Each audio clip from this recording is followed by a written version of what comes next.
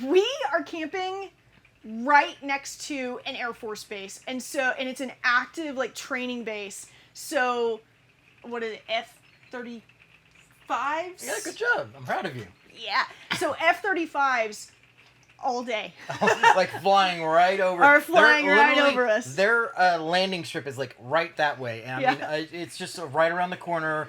And so we see them come through. They put their landing gear down. They do touchdowns and get back up. I mean, it has been a lot. It's like an air show every day.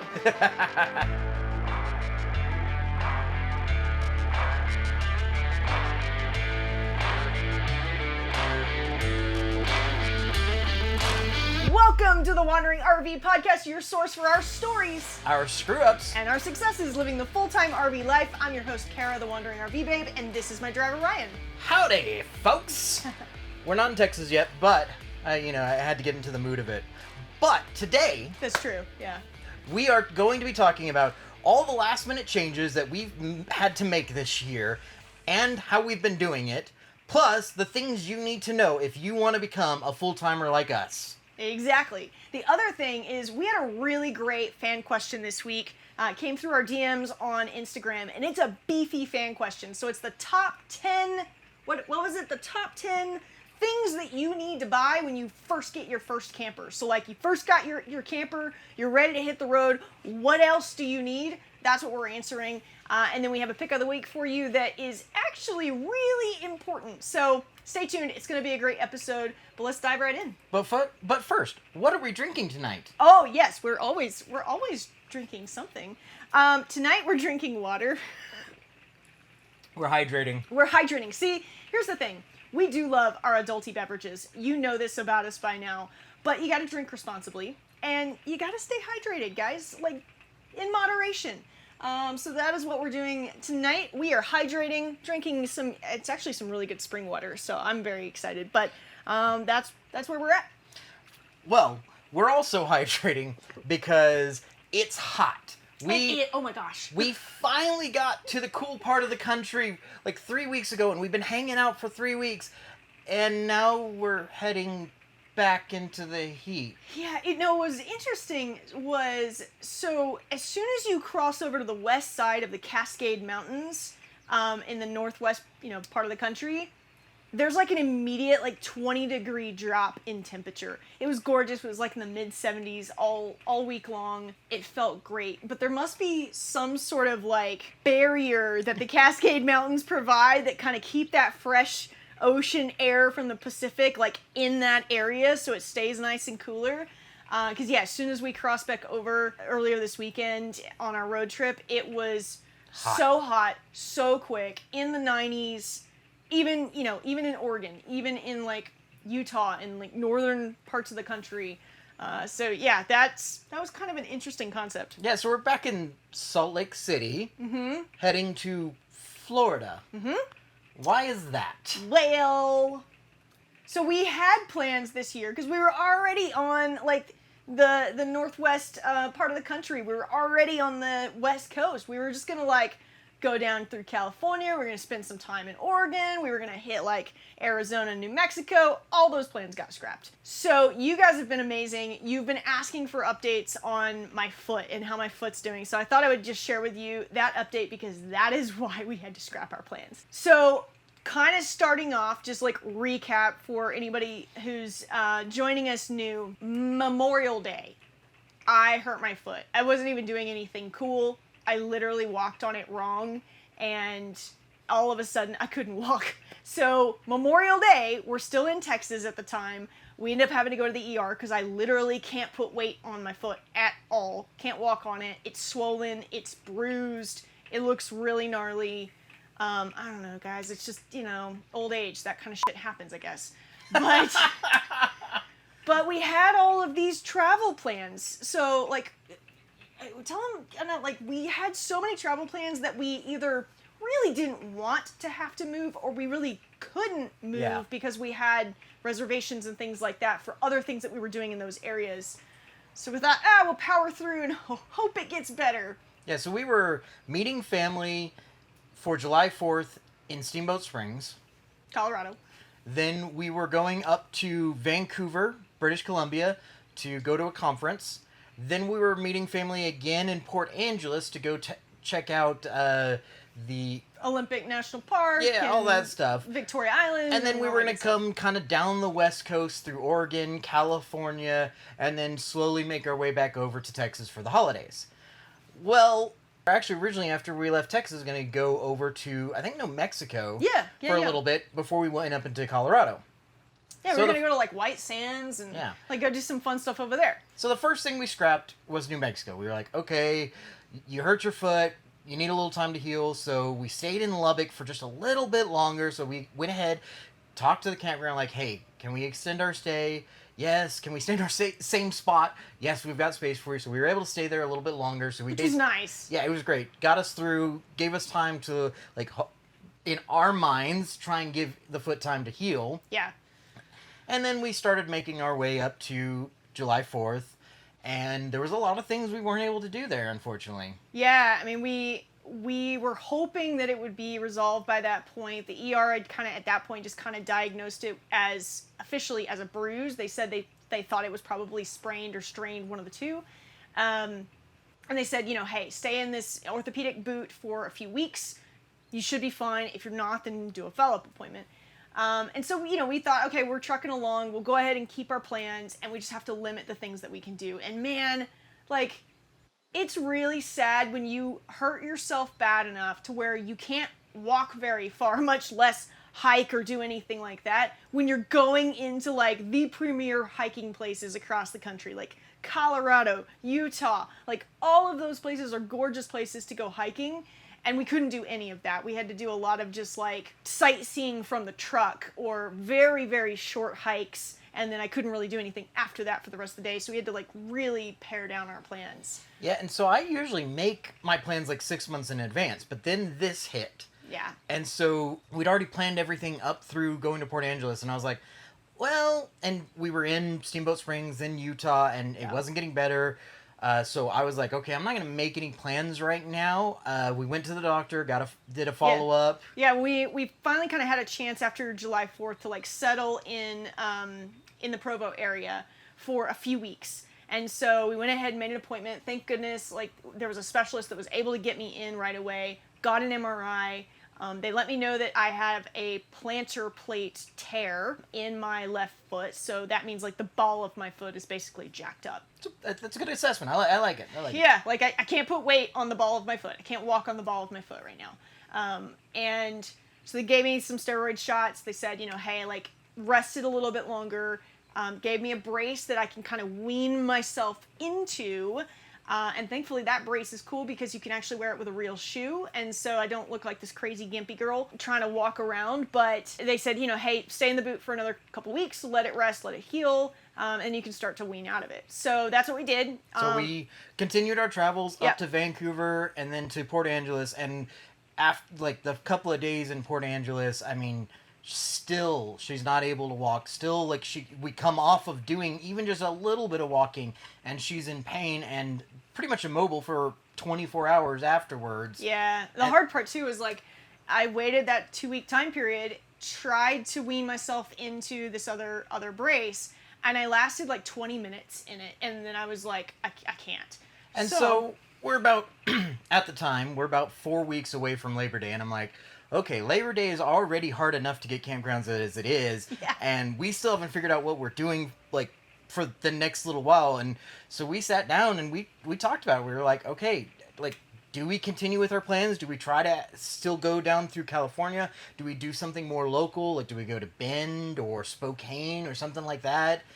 And the more we talked about it, the more we were like, it's a lot of stuff that we may not be able to do because of the foot being hurt. Yeah. So at that point we realized it is not worth it for us to try to, like, power through, keep our plans as is, and not be able to do anything and not be able to see places. And we really just kind of need to, like, have a place to just land so I can go to a follow-up and have a regular cadence with a doctor to really, like, get this thing healed. Right. And so we finally made the decision 3 weeks ago now, 2 weeks ago. 2 weeks ago, yeah. 2 weeks it was ago, like less than that. It was to go from Port Angeles down to Salem, and then from Salem have been making our way over to Florida, where we're going to basically early winter. Exactly. I mean, if you're gonna have to rest, you're not gonna be able to do a lot physically. Might as well rest at the beach, right? Like, have fun, enjoy the pool, enjoy the beach. So that's where we're headed, is Florida. So we're essentially kind of booking it there. We obviously work during the week from home, and so we have to stay put in places longer during the week. So we're kind of traveling just on the weekends. But yeah, that's where we're going. Unfortunately, it was so sad because we had to scrap Oregon, we had to scrap California, we had to scrap Arizona, New Mexico, and some other cool places in Washington that we wanted to go as well. That's okay. They'll still be there. We can still go back. The nice thing about us, really starting RV life at this time in our lives when we are still very young, is we can go back. We can go do it again. And so we will absolutely come back through there. We know that there's a bunch of you guys there, and would have loved to have met up, or at least loved to have gotten a chance to really explore your state. But it will happen. It will happen one day. Oh, I will say though, oh my goodness, US 84 going through Oregon runs right along is it the Columbia River? Yes. The Columbia River? Or Columbus? No, I think it's Columbia. Whatever. Correct us if we're wrong. Geography. It's gorgeous. It's the most gorgeous drive ever. It's a really nice drive. There's not a ton of elevation to it or anything, so it's pretty flat, which is nice when you're towing. And it doesn't have a lot of switchbacks or anything like that. It's just a really cool, easy drive. But the views and the scenery and the river, it's just gorgeous. And so we did get to do that, at least in Oregon. Didn't get to spend as much time as we wanted there, but man, it was beautiful. Okay. So today's main topic is about the things that you need to know if you're thinking about going full-time. Yeah. So we just talked about the foot. There's some things. We just talked about the foot, so tell me about healthcare on the road. I feel like you have figured it out at this point. Am I the expert? I don't know that I'm the expert, but have definitely had some things happen on the road this year. So I've had 2 ER visits. I don't get sick. I don't get injured. I don't generally have a ton of issues. I do have a chronic health condition that is very manageable with medication. But beyond that, I don't really have these things come up. But this year, it's been a totally different story. So 2 different ER trips, 2 different reasons, 2 different times, 2 different places. And then, of course, we just talked about the foot. Now we're having to go to a specialist in all of those things. Thankfully, we have good insurance. We have insurance through our jobs that we work from home from. And so that's really great. But it is challenging finding healthcare on the road that's consistent and gives you that continuity. Most of the time we can just do like teledoc services, which is super nice and super easy. We just tell them a local pharmacy if we, have a cold or sinus infection. We got COVID earlier this year, which was, it was rough on both of us. We were both pretty down for the count for about 2 weeks solid. While we're in Miami, of all places. I know, but if you're going to be down for the count, you might as well be down for the count in Miami. At least it's pretty. At least it was pretty. But yeah, so, we were able to call and kind of get some medication to help us feel better and things like that using teledoc. So that's primary strategy that we use for healthcare. But with having to go to a specialist and having to do follow-up appointments and having to do x-rays and MRIs and, just radiology and things like that, it can be really challenging to get that cohesive care that you need when there's a chronic or an acute health condition. And so one of the things I would say that has really helped us, one is always ask, okay, how do I get in touch with you to have my records faxed somewhere else if I need to have my records faxed somewhere else and go to a follow-up appointment somewhere else. The other thing that we just did is we were really, really straightforward with our doctor on, here's the situation, we're in town for X amount of time, we're not going to be coming back through here. What can you do now to get us into a place where we can kind of get situated until we can get somewhere long enough to really be able to take advantage of a doctor that would be a little bit more long term. So that's kind of what we've done definitely interested in any stories that you have or any tips that you have on that, because clearly we need it. Or maybe just you need it. I need it. I don't know. But yeah, that seems to have worked for us in terms of the strategy around getting good quality healthcare while we're on the road. But yeah, it's definitely hard, and it definitely can derail your plans. So the other big thing, just for no one getting into full timing, is if you have an animal, like veterinary stuff is there's a thing there. There's like a thing, yeah. You gotta figure that out. I mean, there's vaccines, there's regular checkups, and obviously your little loved one can fur baby. I think is the word we're not supposed to say. Your little fur baby. I got so much hate on social media for using the word fur baby, and I was like, I thought that was kind of like a trendy thing to say and whatever, and no, I got like totally roasted for it. Stop trying to be trendy. I Anyways, know. but your fur baby might get sick, and as ours has, has, yeah. we had to. Ours actually got hurt She got hurt too. Yeah, she got hurt way long time ago, and so we ended up. I want to say it was like March maybe. May. Yeah, she got hurt in May, and then like we were like, okay, we'll give her a little time, see if it heals, and a couple of weeks later. Nothing had changed. It was like, okay, we need to take her in. So we luckily were actually in an area where we had some friends, and so we just talked to them. We're like, hey, who's a good vet that we can take our dog to? And we took them there. They did X-rays. They determined what was wrong. Told us what the next steps were. Basically, 6 months of what they call cage rest. So bed rest. Essentially, bed rest. She's not allowed to do a whole lot. She doesn't get to go on walks. She doesn't get to go play or anything like that. She's really upset about it. Yeah, I know. She's really, really salty about it.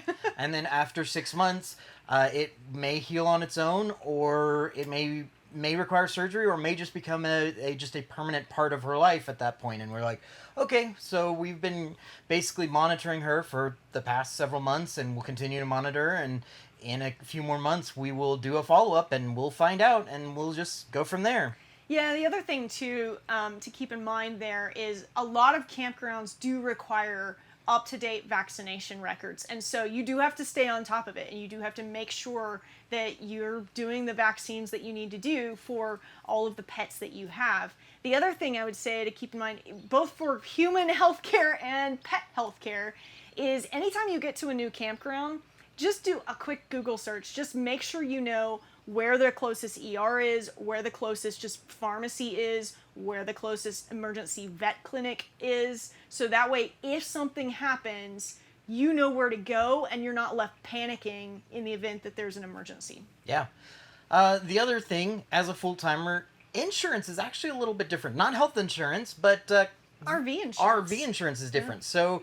So full-timer RV insurance is designed to cover you more similarly to how it would cover a home, i.e. covering your belongings a lot more, and covering you if something happens, more so if you're at a campground. Now, there is non-full-timer RV insurance that is cheaper, and I do know a lot of full-timers who don't disclose that they're full-timers, and that's totally understandable, but there are some limitations with that, and if they find out that you didn't tell them, they might even decline your claim. So just keep that in mind, that RV insurance, you are technically, whether you choose to or not is your own business, but you are technically supposed to tell them that you are a full-timer, and they will charge you more, but they're going to also, in theory, cover more. Yeah.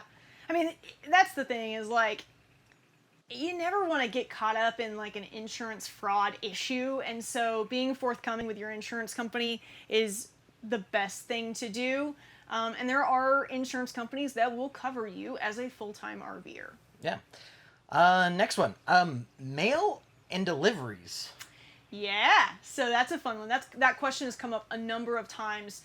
There's answers are kind of similar, but it's a little bit of a different approach. In terms of deliveries, a lot of campgrounds will actually accept deliveries, especially like Amazon packages and things like that. And so you just have to talk to the campground if you're expecting something or you want to order something. Ask them if that's something that they'll accept. A lot of times they'll have like a spot in their office or in a clubhouse or something like that where they'll put it where you can just go pick it up. If they don't accept deliveries, or also, I mean, if you're buying something really expensive and maybe you don't want it just sitting out in the middle of nowhere, Amazon also has their lockers, which Yeah. is really, really nice. And that's a great way to get your package, or if you're buying something expensive, keep your package locked away until you manage to get there. Yeah, it's cool. They're all across the country. Most of them are in very, very public locations too. So there's a safety, feature around like making sure that there's people around there. The other thing is we use those Amazon lockers if we're not 100% sure that that item is going to arrive in time before we have to move on somewhere, because it's a very simple return process. You just don't pick it up, and Yep. then eventually like they'll just send it back themselves. Yeah. So that's made life really easy. We use Amazon for all kinds of stuff, and so for us it works out really well. In fact, we there's a lot of tips and tricks and things that we feature that are Amazon items on our page, and the reason why is because we actually do use them, and we use them a lot. So yeah, that's really great for packages. There's also places like pack and mail places where you can have FedEx packages and UPS packages sent there. So there's ways to get deliveries on the road. For sure. But mail Is a little bit of a different story. if you're somewhere a really long time, you might just be able to kind of just change all your stuff over. And some campgrounds will absolutely support you in that. And they may even have like dedicated mailboxes for long-termers. But Some will. That's not very common. And honestly, even if you are doing that, again, some of those documents may not be stuff that you want to be readily accessible if you don't have one of those little lockable mailboxes. Yeah, so there's services that you can actually opt for. I know Escapees RV is one. I know there's a service through Good Sam. We have not used either one of them, so we have no experience with them. If you have great experience with them, like put it in the chat. Let the community know, because I think that's how we continue to just help each other out. But those services will actually set you up with a domicile. They'll set you up with a mailing address, and then depending on how what tier or level of service you want to pay for, they'll go all the way up to like checking your mail, scanning it to you, and then either saving it or shredding it or sending it to you, whatever your preference is. So it's a great service. It's super, super helpful. And that's what a lot of full-time RVers do, just so that way they can stay up to date with their mail on the road. For us, we actually have the benefit of being able to have family members home where we're from in Texas. We have our mail sent to, and who check it regularly for us. Don't worry, we compensate them with loads and loads of wine. But that's how we do it. It's a really beneficial opportunity for us. We're super, super blessed to be able to just have that set up with our family where we kind of get that for free. But there is a little bit of a drawback to it. There is. So another one is jury duty. So Well, no, were you going to talk about the drawback with mail? Oh, no, you were going to get into... Sorry. Keep going. Yep. See, TikTok, you're seeing how the sausage is made. When we mess up, we have to redo. Yeah, so with like jury duty, that's another thing that you kind of have to figure out.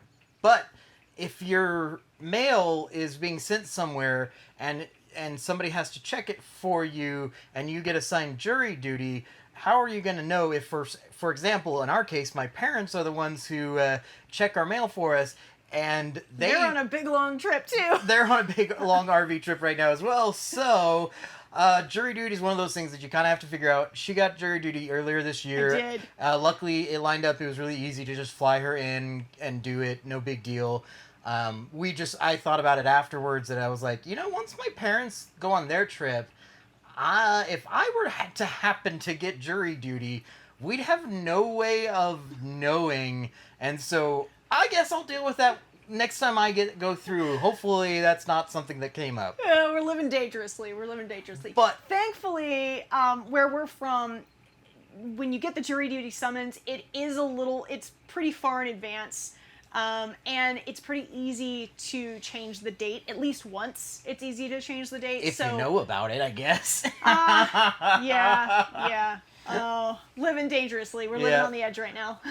But something else, another civil duty of yours that we do know when this comes up is voting. Voting, yes. So wherever you're registered, obviously wherever your domicile is. So if you have one like us, or you're using one of those services, you're gonna have a domicile that's where you're gonna be registered to vote. And so when it comes time for those votes, you're gonna have to actually go back to that location. So our plan, at least for the presidential election in a year, is we're gonna get ourselves into Florida by about October-ish, and we're gonna fly back to Texas one at a time, so that somebody's here to take care of the dog, and go vote, do early voting, and then come back. Yeah, and thankfully we can. So Texas has a really long early voting period, so it'll be really easy for us to schedule that out. There's some other states that they either don't have early voting or they don't have a really long window for early voting. So that's definitely something to consider too, depending on where your legal residence is and where you're registered to vote. And then the last thing is your driver's license renewals, your vehicle registrations, passport renewals, things like that are going to be affected by going full-time, and you're going to have to, again, it's going to be based off of where your domicile's at. Yeah. There are some vehicle registrations, one of those that I don't know that your domicile has to be. I'm not really sure on how that works, and it's different from state to state. So vehicle registration, you're just gonna have to figure out, and presumably, if you have a domicile, it's probably just gonna be easiest to register in that same place with your vehicle and your RV, which both have their own separate registrations and inspections and all that stuff. Yeah. So it's something where you have to plan around that every time that cycle comes up, and so you just have to keep that in mind and build that into your travel plans to make sure that you get those done and you stay legal on the road, so that way you can hit the road and not have any issues. Okay, so we've been doing a fan question segment for almost a year now, and it's been great. It's been super easy because of our wonderful TikTok, Instagram, Facebook. Our huge audience has been great at sending in questions, things that we may not have even thought of. But if you are one of our dedicated podcast listeners, like, that's the only way you That's your niche. That's your thing. niche. You're in the car every single day listening to us. I love it. Thank you. Yes. We want you to have an opportunity to be able to ask us questions as well. What do you want to know? What do you want to hear us talk about? So email questions or subjects or anything to podcast@wanderingrvbabe.com, or if you are if you have at least one of the social medias, we're on it. At Wandering RV Babe. We're even on Snapchat. Okay, we are. people? We're on Snapchat. You can find us there. Send us a DM. Just like this. So this week, we got a DM from somebody on Instagram. Did not want their name mentioned, so I'm going to leave that out for them. What are the top 10 things you need after buying your first RV? So we just got done talking about if you want to be a full-timer. Now we're talking about brand new. You are just starting out. Number 1, the right tow vehicle for the job. Oh my gosh, the number of people that we have met and seen who are totally towing their trailer with the wrong vehicle. Sure. And they run into so many problems Yes. because of it. And it's also kind of dangerous. Yeah, like even my dad, when he got his first big pull behind, he got A half ton, is it? Or it wasn't at the time, or was it a half ton? I don't. It might have been a half. No, it's not a half ton. It may be a quarter ton. I don't know. I don't remember. It was not the right one for It the was job. not the right one for the job, and he had so much trouble that first summer. It was horrible. So just make sure you're observing all the, like the 20% rule. Make sure you're thinking about like what it's designed for, the type of trailer, the type of truck.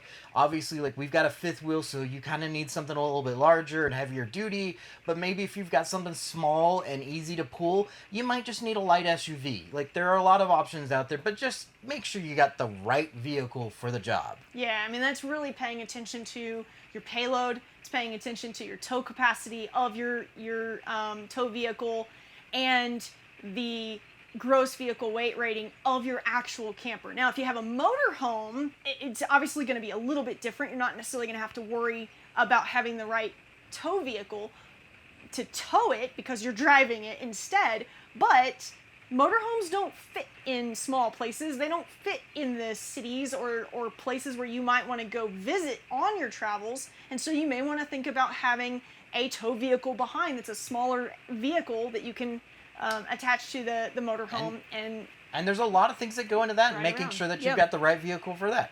Exactly. Number 2, the right hitch to keep you stable. That's a good one. It's very important. Okay, so the reason I say to keep you stable is because there's hitch with stabilizers, there's hitches with offsets. Like, there's so many different things out there. And what you want to look into is you want to make sure that for the weight that you're carrying and the weight of your vehicle, you want to make sure that you've got a hitch that's going to help keep that in control. So when you're driving down the road, especially if you've got a trailer that maybe is heavier than you are, and you're driving down the road, that thing's going to want to jackknife on you if you make a bad turn, or you have a high speed, or yeah, you hit the brakes at the wrong time. So just keep that in mind. Like, do the research. There's so many options out there. So for us, it was about having I wanted to have a short bed truck. And so what we got was a sliding hitch. Now, there's 2 types of sliding. You got a manual and an automatic. I'm lazy. I wanted the automatic slider, and it's been amazing. And I'm so glad we put the extra money and time into it. Yeah, totally. Do y'all hear the rain right now? I'm so grateful for the rain. It rained on us like the first 6 months of the year, the entire time pretty much, and so it got really irritating at one point. But since then, we haven't had any rain, and it has been so stinking hot here. I know you guys are feeling it too. We're all having a heat wave across the country, but the rain has actually brought in some cooler weather, which was really nice. So it allowed the camper to cool down a little bit more, because guys, it was pretty hot in here earlier today, and we were sweating. Those ACs were running and not even cycling. They just couldn't keep up. So thankfully we got some rain, and now you have some lovely background noise with the rain. Number 3, chocks, blocks, and RV locks. Had to make it rhyme. Exactly. So, I mean, that's so important. Like, you need, first of all, if you've got one of these fancy auto levelers like we do, especially a hydraulic one, it's amazing. I love it. But you don't want to overextend them. The RV will be more stable if you don't extend them too far. So putting blocks down is a great way to like keep things level, and they're also really useful. Like, we have the little Lego ones, and so you can also use them to like drive up onto if you're really at a bad unlevel site. It's so amazing. They're so useful. And then on top of that, well, they help with stability too. Like, that's the thing. So we have the Anderson buckets as well for our hydraulics. And it really helps with the movement inside the camper. It kind of keeps everything stable, and we don't kind of have that shifting around quite so much whenever we're stationary. And then chocks are incredibly important. It helps your trailer from like not rolling around. I mean, the most dangerous time is probably when you're either hitching or unhitching. 100%. And having those chocks on there is so beneficial for keeping the trailer where it is while you're getting hitched up or while you're unhitching, making sure that it doesn't roll around. Once you get all of your struts down, you're probably not going anywhere, but it's still nice to have that little extra mindset, especially like it's just peace of mind. It's peace of mind, because like a strut can bend. Yeah, absolutely. So like, you definitely don't want to not have chocks at your wheels. Like, just buy some chocks. Yeah. And then, the last thing is RV locks. And that goes for like the door to your RV. You would not believe the number of locks from the manufacturer that are universal, and you can literally get a pair of keys to a regular RV lock that just comes standard from the manufacturers, all of the manufacturers pretty much, on Amazon. So your neighbor could have a key that fits in your door lock, and vice versa. So it's a good idea to get a separate specialized lock for your RV door that only you have access to, and you have access to a lot of them are like keypad versions and things like that, which is really nice. But you can also you also want to have locks for like your hitch. So like, we have a kingpin because ours is a fifth wheel, so we have a lock for that. Now, not all locks are great. They keep honest people honest. It's really all it is. You're keeping honest people honest, and create one more barrier. Exactly. So nothing's 100%. Know that, but yes, it is nice to go ahead and put something on. but do the research, find the best one that you can, that is available to you. We haven't done a lot of researching. We know that there's some flaws with ours, but it's definitely something to look into, and just have a good solid lock for your hitch as well as all your doors and storage. Exactly. Number 4, enough water hoses and adapters to get everything you need hooked up. Yep, pretty much. Pretty much. So, especially if you're gonna do any kind of hookups, you want to make sure you got enough stuff to hook up your water. Yeah, and so like for us, we have a black tank flush, we have our main water inlet, and so I actually have a Y valve. I have some hoses specifically for that. I even have one specific hose that's only used for the black tank flush, and I like to go ahead and have it hooked up, especially if I'm staying at a campground for any length of time, so that way it's just nice and easy that even just a normal, when I go to flush, I can go ahead and do a black tank flush at the same time and clean it out, get a little bit of that extra grime dumped away. Just really, really useful. And you want to have plenty of links to get you to, because you never know where the hookup's going to be. We've had some that have been way behind the camper. And so our camper's 40 feet. I have one 25-foot and two 10-feet hoses. So I have enough to get 45 feet. So the length of our RV and then some out of those hoses, and I can obviously combine them together, but by having two short ones and one long one makes it a little bit easier. And then I have two 5-foot hoses that come off of the Y joint to go into our main inlet and into our black tank flush. Number 5, the reverse of that, having enough sewer hoses to keep everything flowing smoothly and get those tanks empty.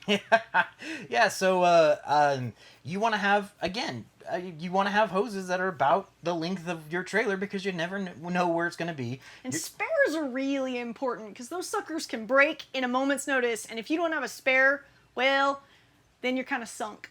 Yeah, and you're going to want to have L joints, so that way you can get into the actual sewer receptacle. You're going to want to have 45-degree joints, because that's really helpful coming off of the actual hookup of your vehicle. I've got a Y joint because I actually have two different places to dump from. I have my galley tank, and then I have my gray and black tank that are on the same ones. So I have a Y joint, so that way I can combine those two together. I've got plenty of hoses to go whichever direction I need to go, then combine them.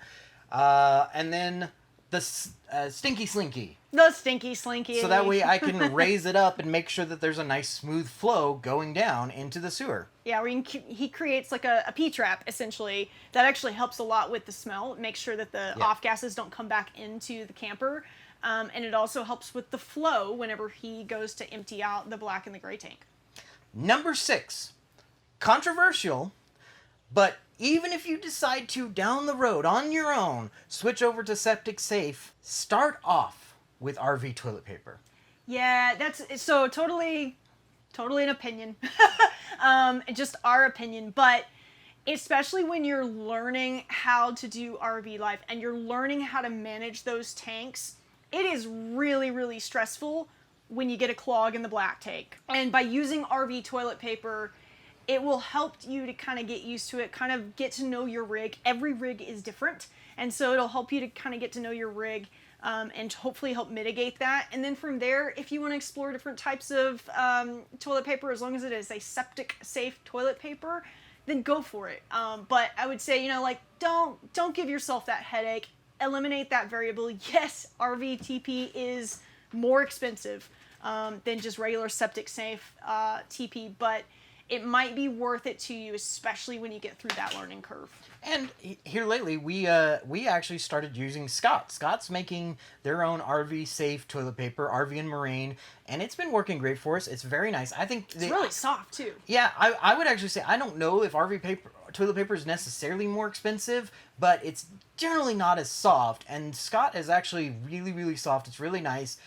I don't know. We just started checking them out not too long ago, and we haven't been able to reliably get them. So I don't know if we'll have any clog issues. We may not have any clog issues whatsoever with anything at this point, but I still like to have it. Just makes my life a little bit simpler in my head. And so that's just a nice little, there's others out there besides just the really uncomfortable Camcos and Aquasofts. Number 7.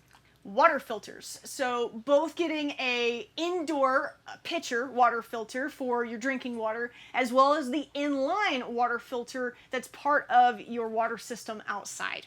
Yeah, so I mean, the pitcher's great for drinking water, but you're still brushing your teeth. So unless you're planning on going and grabbing that, I would recommend having a water filter. I honestly think it's the number one item you need is a water filter. I think I might have reversed the order of this list and been like, number one, you need a water filter. I don't know that these are necessarily in any particular order unless you put them in any particular order didn't. When you created the doc, but like, we're just listing the 10 things that we can think of in no But particular order, but man, he really thinks a water filter is super important. If you're not camping, you don't need you don't need anything. But if you are camping, you need a water filter. You don't need anything at all. I mean, if you're not camping, you don't need any RV supplies. But if you are camping, you need a water filter. Even if you're boondocking, you need to fill up your fresh tank with water. You probably want to run that through a filter, so therefore you need a water filter. No matter whatever your scenario is, you probably need a water filter at some point. So I really just highly recommend get yourself a water filter. Get yourself a water filter. Number 8.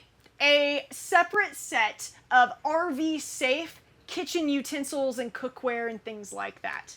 Yeah, I mean, it's really easy. I know some people just kind of bring what they have from their home, but I don't recommend it. Just have something in the RV. You're going to forget something. You're going to forget something. Have stuff in the RV for that's prepped and ready and easily transportable in an RV that's safe. It's not going to cause any damage. It's not going to break on its own. Like easy to clean. Yeah, you don't want a bunch of glass stuff. You want to have things that are nice and easy to work with. And if you do have glass stuff, you need to be really protective of it.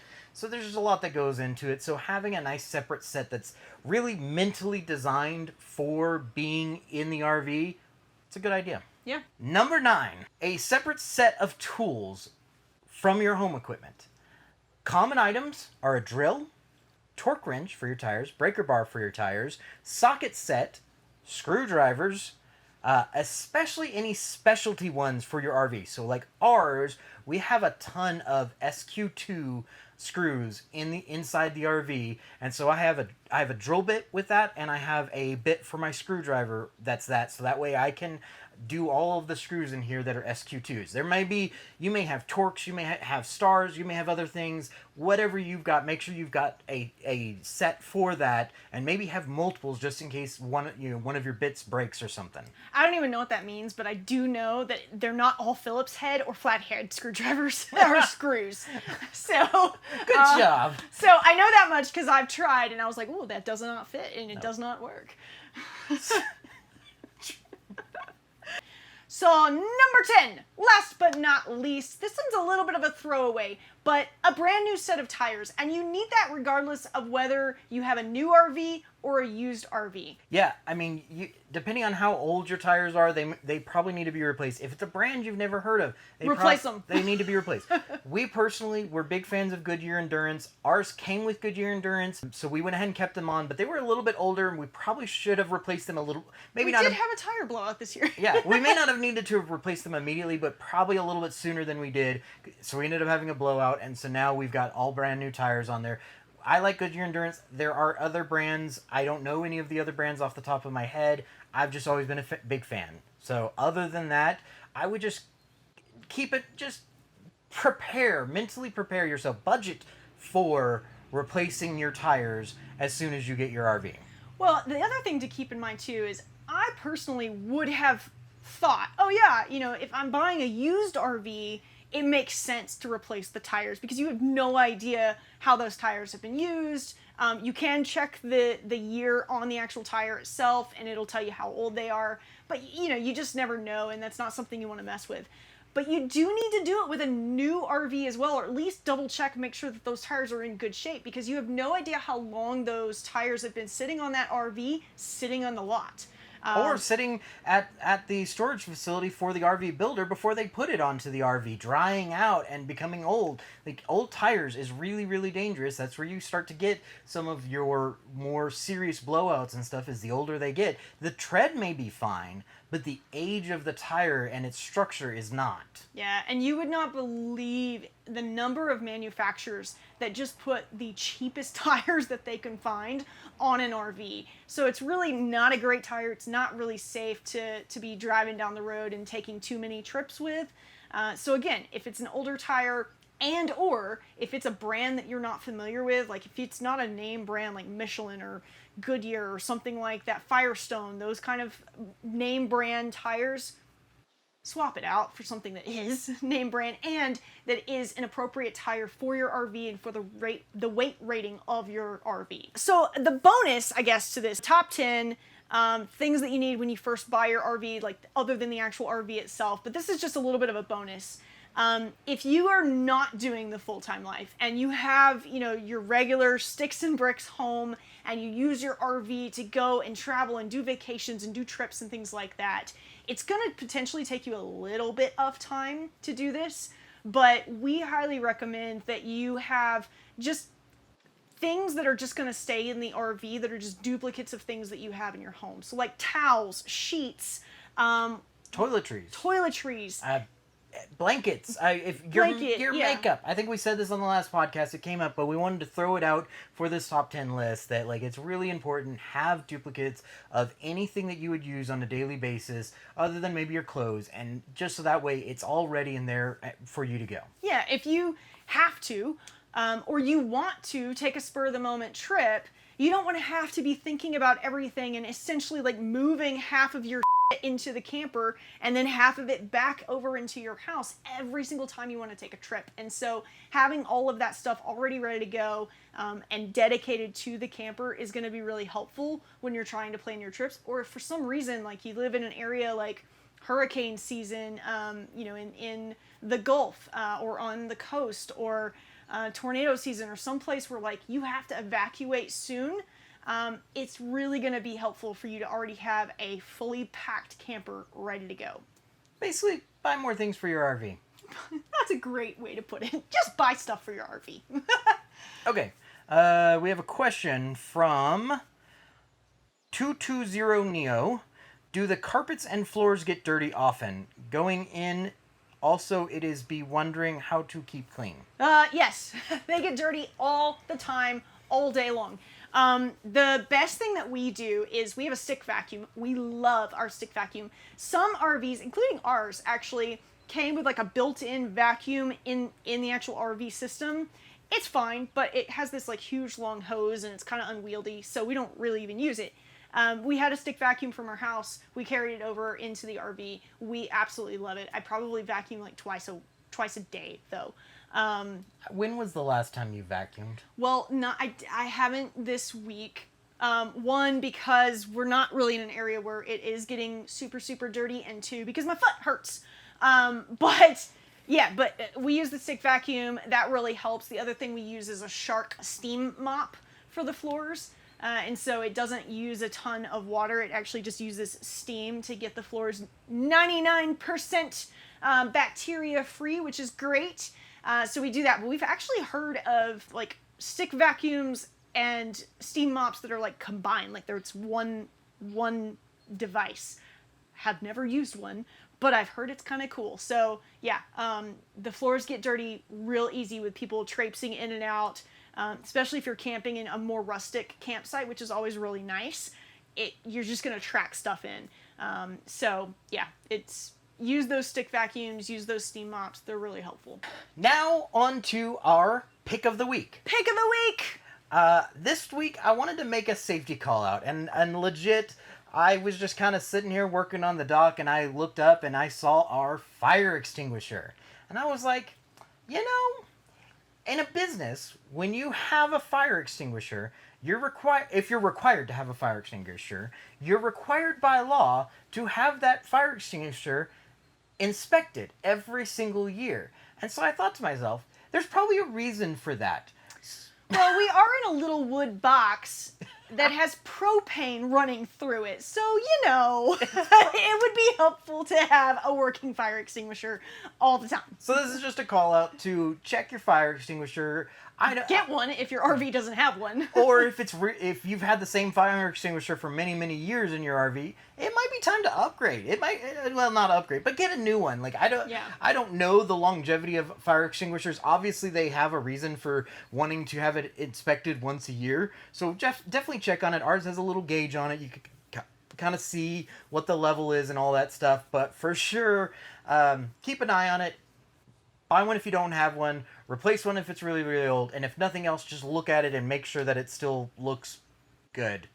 There we go. Florida Boy 911 says you need to recharge them every year. So there you go. There we go. So have you checked ours? I literally saw it today and I was like, that's probably something I should check on. Yeah. So apparently I should have ours recharged because it has been more than a year. So there you go. There's an answer straight from the audience. You need to get your fire extinguisher recharged every year. So don't just look at it. Don't just inspect it.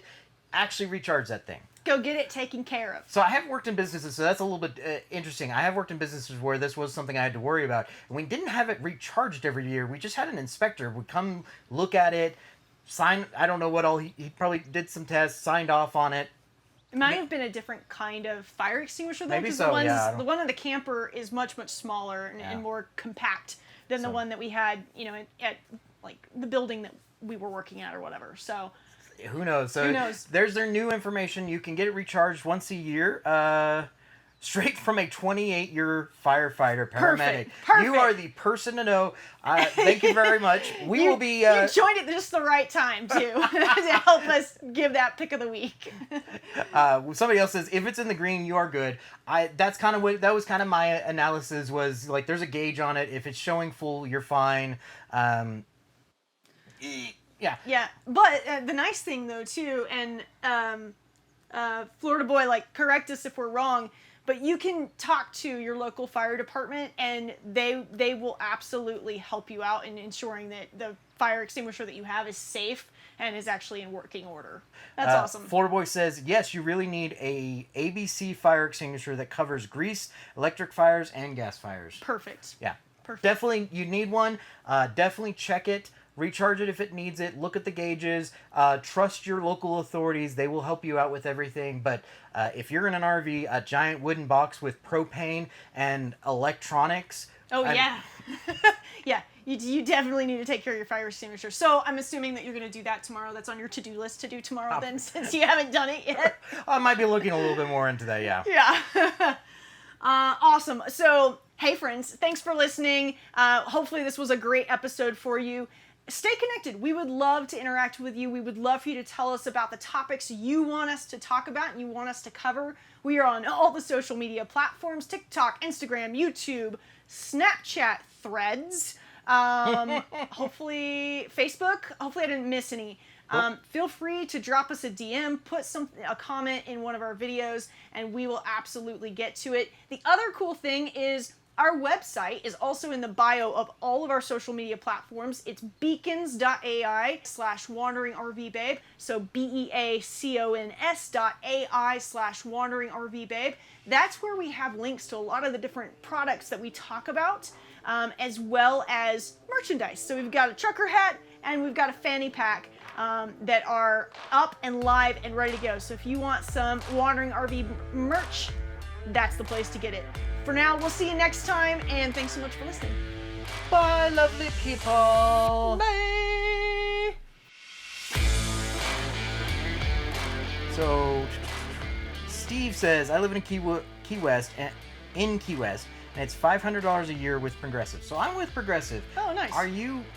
Is this like are you doing full-time insurance, or are you just doing a recreational vehicle insurance? So what, the big difference, I probably should have talked about it in the episode a little bit, but the other big thing that we have with the Progressive is that, or with our full-time, is that it'll actually cover up to 80%, and I think we might even have gap insurance on top of it. Gap coverage. So 100% of what the value is of the trailer, so we can go get a new one and pay off our note at the same time. So we can go get a new trailer if something happens, because this is our home.